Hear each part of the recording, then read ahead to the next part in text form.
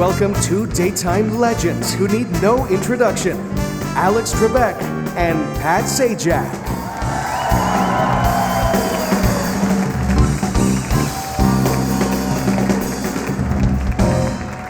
Thank you.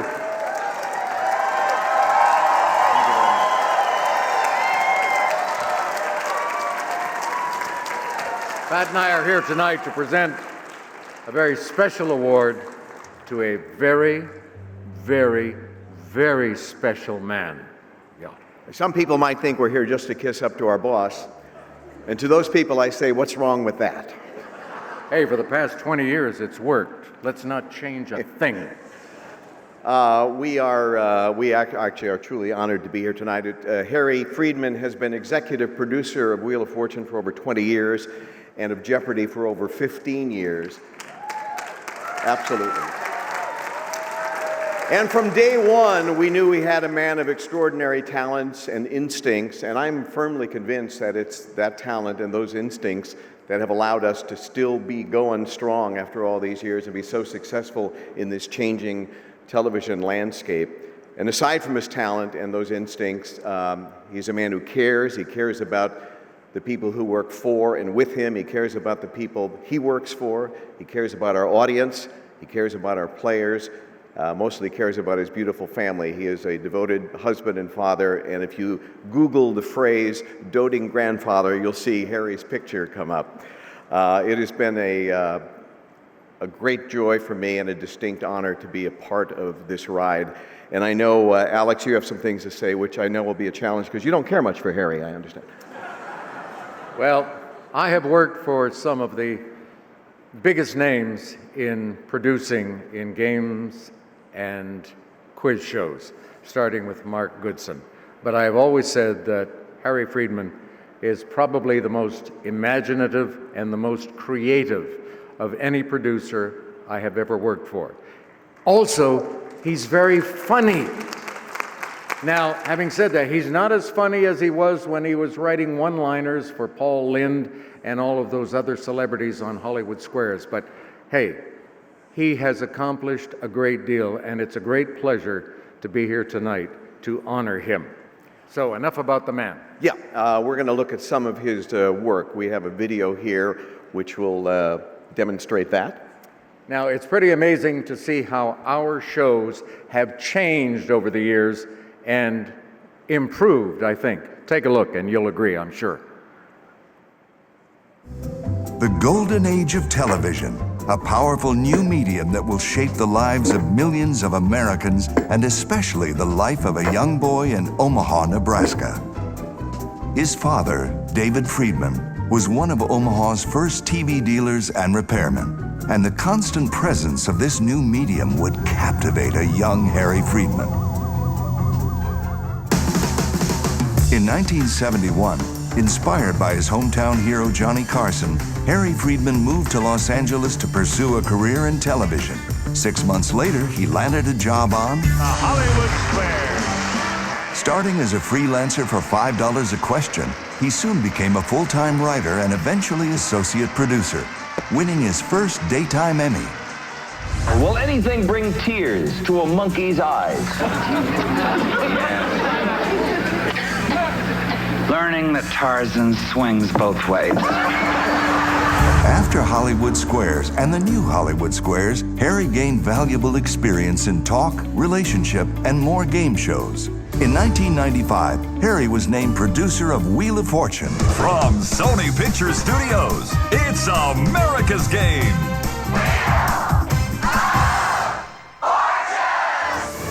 And change was in the air and on the air. You will no longer be turning letters. The game plan called for keeping the show fresh with dazzling new sets. New and original game elements. We've added something new to the wheel, the chance to win $1 million. Talk it out, you're a good player, you never know. Good luck. Tough workout. What? I'm very impressed. Let me look. We have $1 million winner. You've hit the jackpot with $1 million. producing more than 60 exciting remotes from every corner of America, and always making time to let Pat and Vanna have some fun. Do I get to keep my clothes? No, I don't get to keep my clothes. Yes, but I do. Look, would you mind zipping me? Thanks. What? This is Jeopardy! In 1997, Harry was named producer of Jeopardy, and the series literally took flight, taping an international tournament in Stockholm, Sweden. If a Japanese Isha, doctor, asks you to stick out your shita, he means this. Per Gunnar. What's your behind? Oh, no. No, Boris. What is your tongue? Your tongue, yes, a long way from your behind.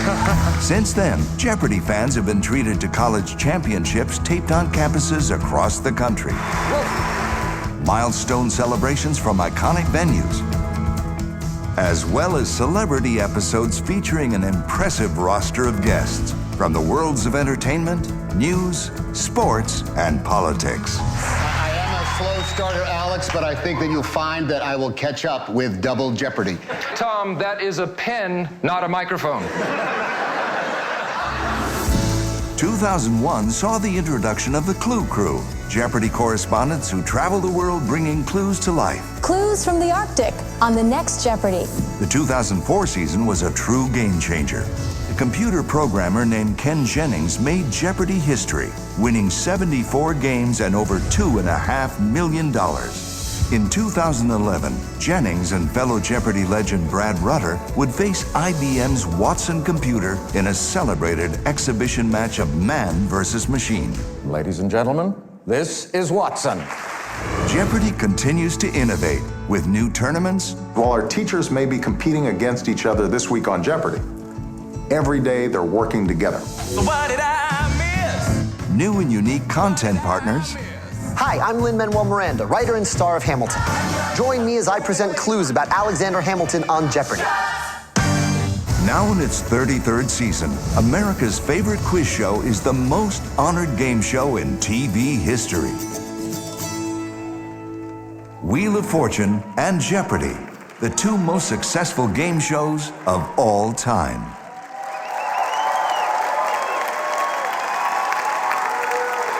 Pretty great stuff. Okay, Harry, it's that time.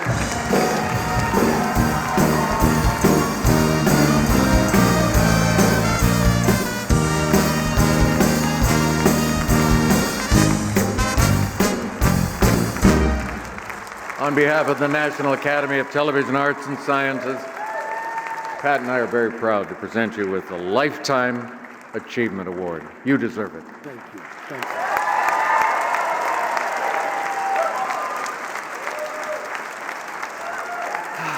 Thank you.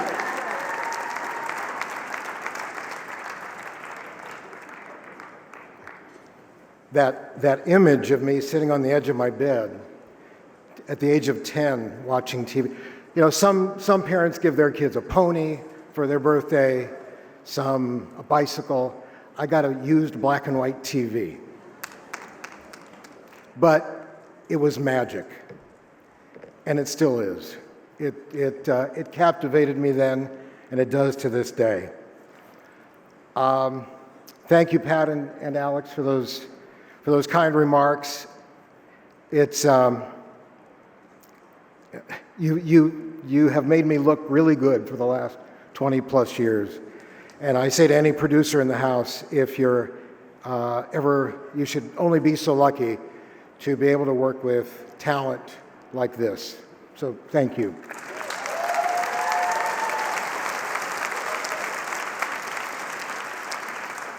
I am convinced, as are many people, that Pat, Alex, and Vanna keep getting better with age. And just to prove out that theory, yes, please, yes. As time goes on, they just keep getting better. To prove out that theory, I am thrilled to announce tonight that all three of them have extended their contracts with Wheel of Fortune and Jeopardy through the 2019-2020 season.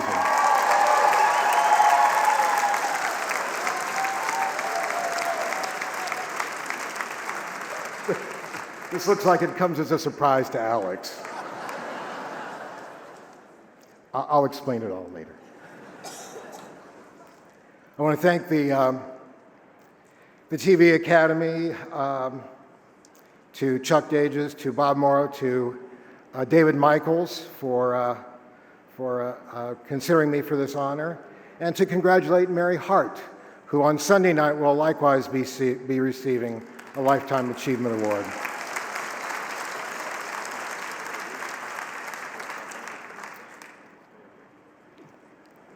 This is great, but my most important, most cherished lifetime achievement is my family. My wife, Judy, our daughter, Leslie, our daughter and son-in-law, Amy and Dax Shelby, and their kids, Ayla and Xander.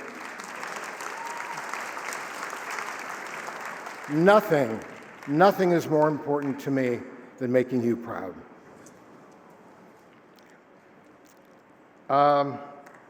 I'm pleased to see Steve Mosco is here tonight. Steve. Many of the things that you saw on that tape, plus a whole lot more, would not have been possible without the support, the passion, the dedication to Wheel of Fortune and Jeopardy that we enjoyed from Steve Mosco for so many years. So Steve, thank you so much.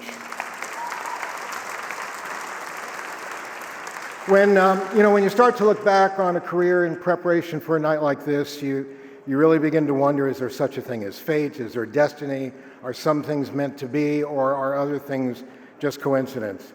And I started to look at kind of the sphere of my world as I came up and became involved in television. In early 1972, a friend of a friend of a friend invited me to a cocktail party in Hollywood. At that party, I met someone, a very funny woman named Roberta Kent. And Roberta at that time was writing freelance for Hollywood Squares. And I guess after a little bit of conversation, she learned that I was looking for work and thought that maybe that's something I should try. She said, why don't you write up 25 questions and jokes, and I'll submit them for you. And she did, which surprised me because I'd been in LA long enough to know that people don't always do what they say in this business. But she did. She was an exception. So I got the job, and a kind gesture from Roberta Kent changed my life. Thank you, Roberta.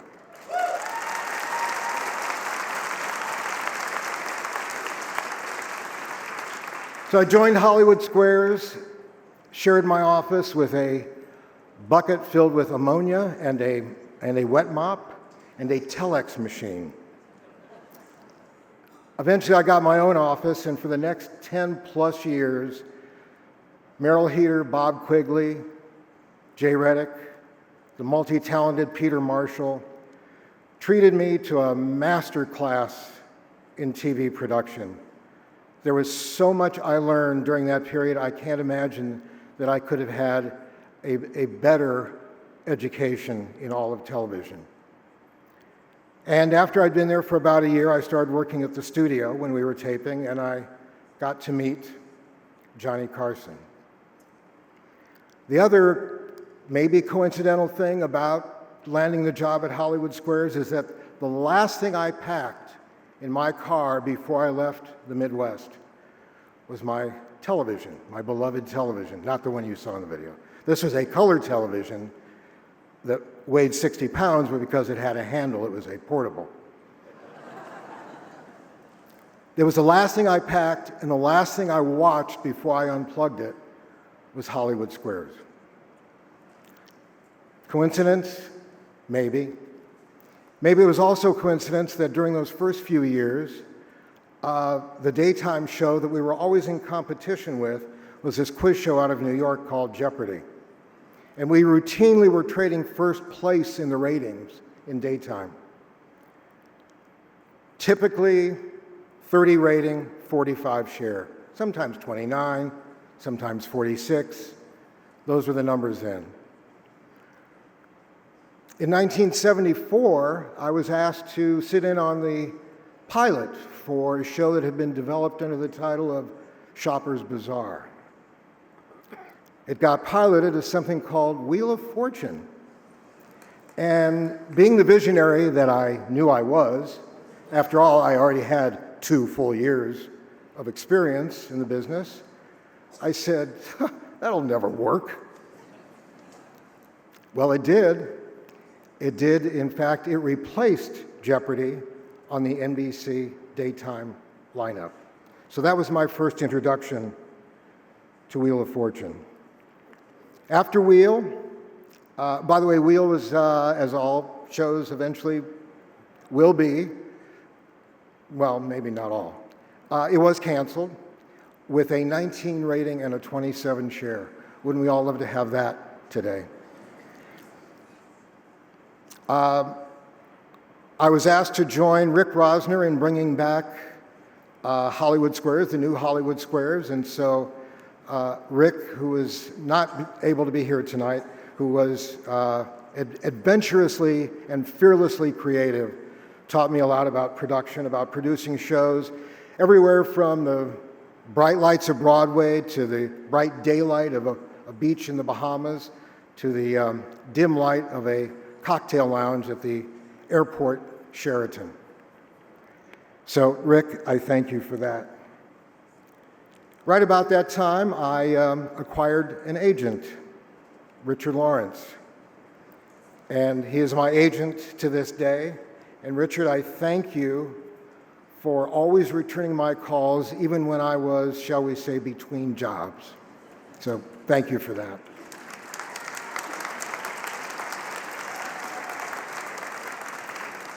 I needed an agent because my attorney, Alan Levine, had taken a job at Sony Pictures. And I said really kind of casually, you know, I hope if something ever comes along, you'll keep me in mind. In 1994, he asked if I would be interested to interview for something at Sony. And he asked me to meet with a series of executives, but the one who was going to make the decision was a young executive, a very, very young executive named Andy Kaplan.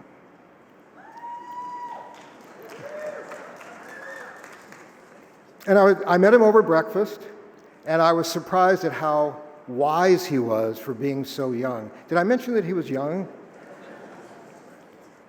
He paid for breakfast with his bar mitzvah money. That's how young he was. And eventually, I was hired.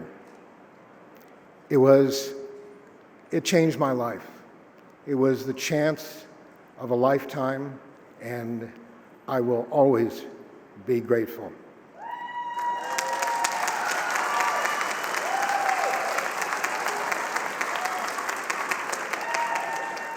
It's hard to believe that 2 years later, I got a second chance of a lifetime when I was asked to produce Jeopardy as well. So it's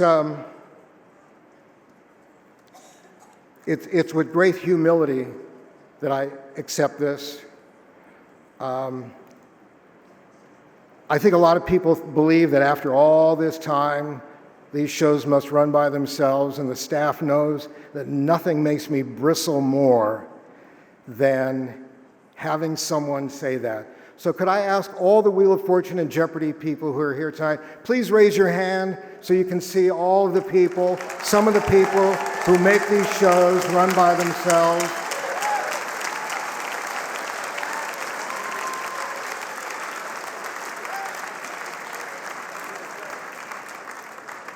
I know this is my moment, but if it wasn't for you, I would not be here. Because day in and day out, now for an aggregate of almost 14,000 episodes, you are smart, you are creative, you produce a product that engages and enlivens people's lives. We are still appointment television, thanks to you. we entertain, we engage 5 nights a week, 6 nights in some market, please check your local listings, 5 nights a week. You make millions of people happy. Could there be a better achievement in any lifetime than that? There could not. I thank you.